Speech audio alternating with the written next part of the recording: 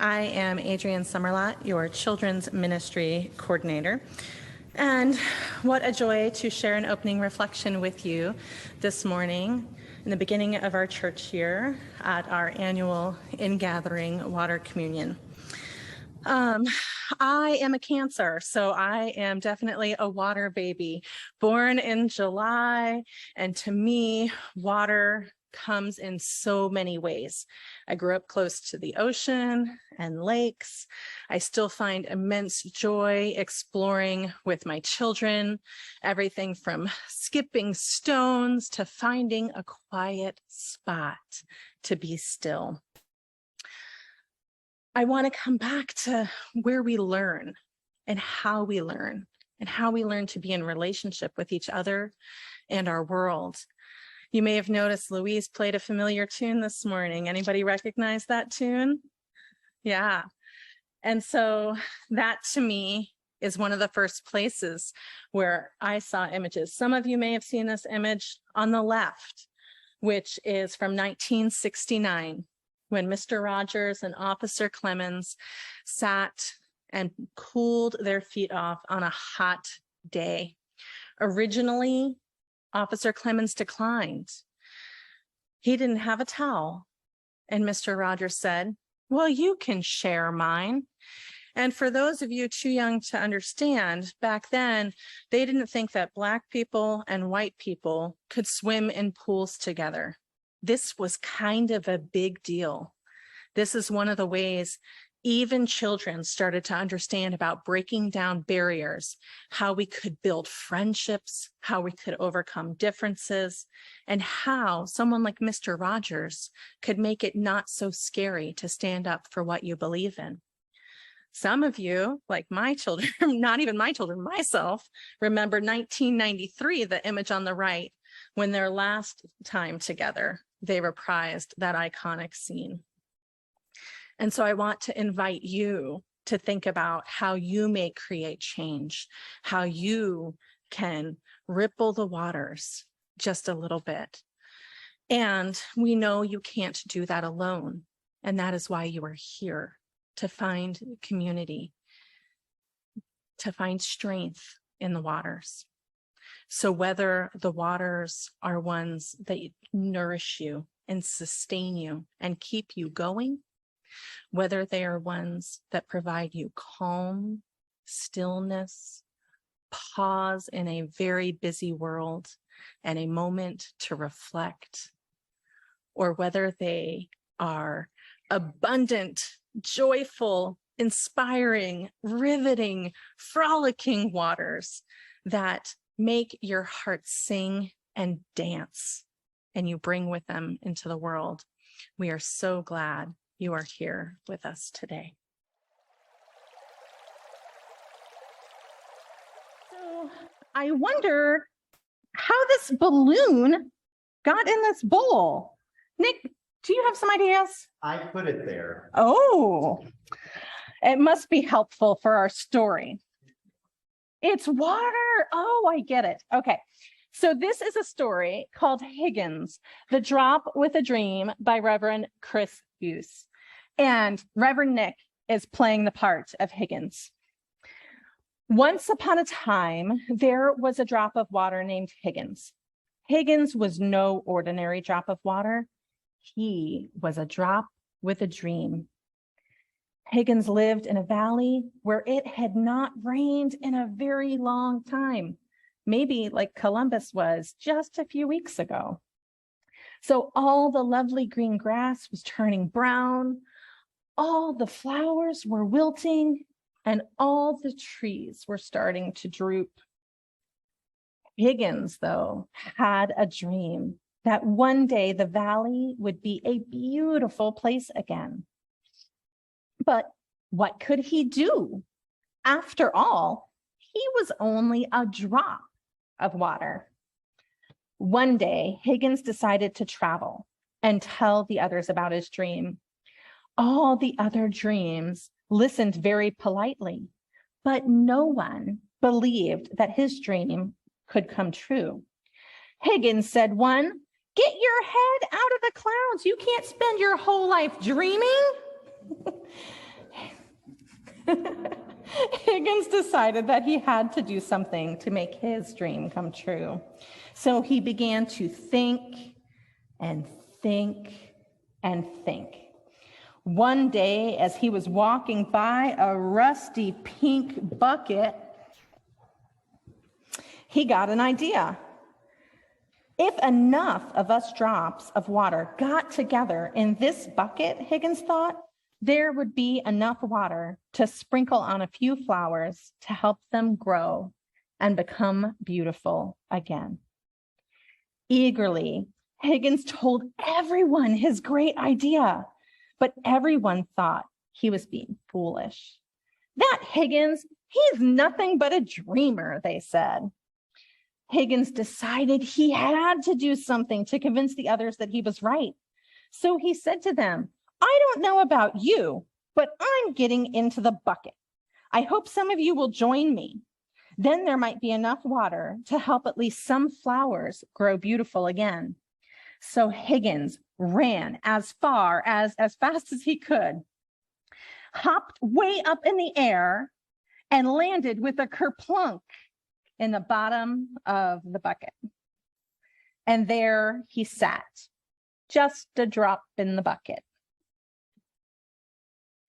For a long time, Higgins was very lonely. It seemed like no one else was going to join him. But after a while, some of the other drops could see that the grass was dying and the flowers were wilting and the trees were drooping.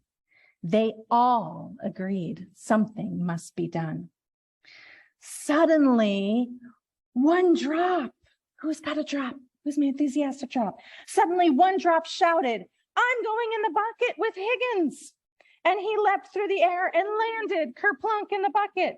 Then two other drops yelled, wait for us. And they hopped through the air and landed in the bucket. Then 10 drops jumped through the air into the bucket.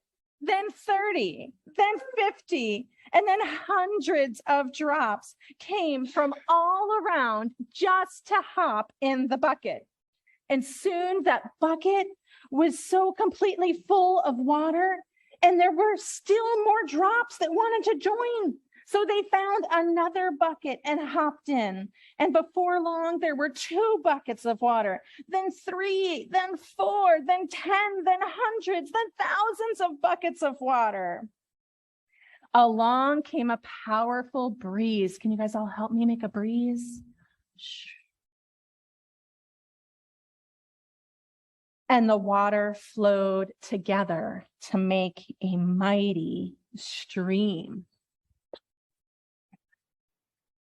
Everywhere that the water flowed, the grass turned green again, and flowers bloomed, and the trees stood tall once more. All this happened because Higgins had a dream. And his dream came true because he knew that although he was just a drop in the bucket, enough drops in the bucket make a bucket full. And when there are enough buckets with the wind behind them, then justice will roll down like waters and righteousness will be a mighty stream.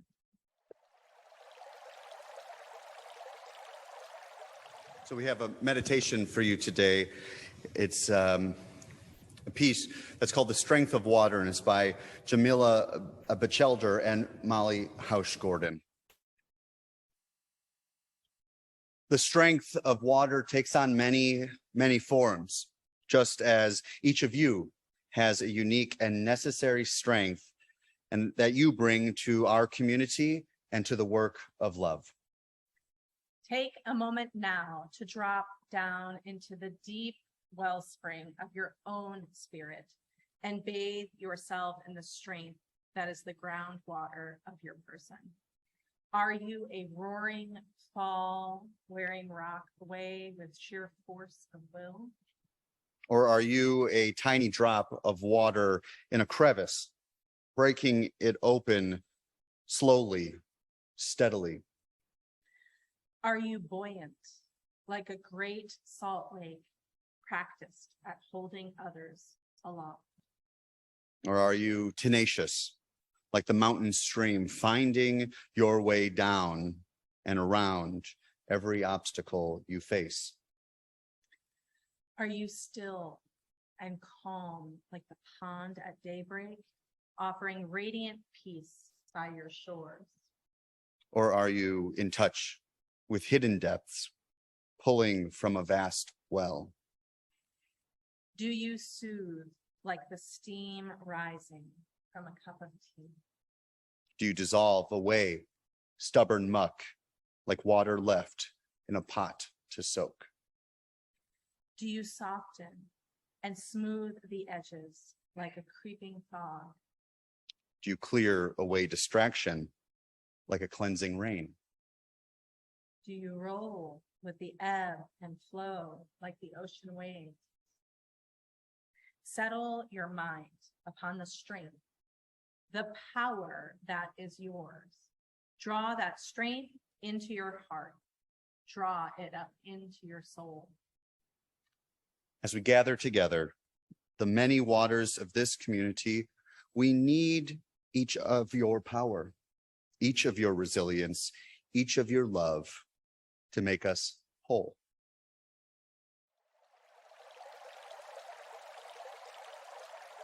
So you might have noticed there are a few stations around the room. And if you're curious, it's to help you mingle like waters. And so I wanted to take a moment to explain to you the offerings that we have today. We hope that you will feel moved to explore as many of the stations as you want. We have intentionally created a little spaciousness for you, so don't feel rushed. But when Louise starts to play music, that will be your cue to head back to your seat. So over here, we have plants, which call us to think about how you might nourish and care for others, as well as how you have been nourished and cared for by others and in this community. If you feel inclined, feel free to give them just a sip of water, as they need that to thrive. In the back, under the sun, there is art, and there is a chance to find your inner child, to have joy, fun, vibrant, zest, creativity.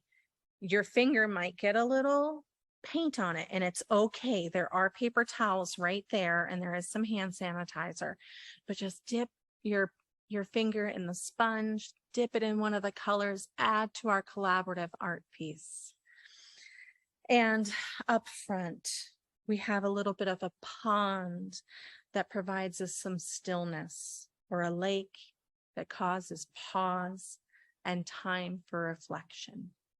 Feel free to take a shell to remind you to pause and find stillness and reflect. Please enjoy and move about the room freely during this time.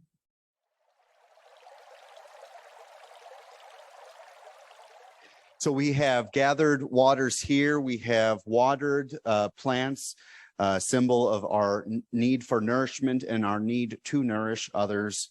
We have created art together, which was by far the most enthusiastic part of this all ages service. So I'm glad. And you can continue to do that after the service.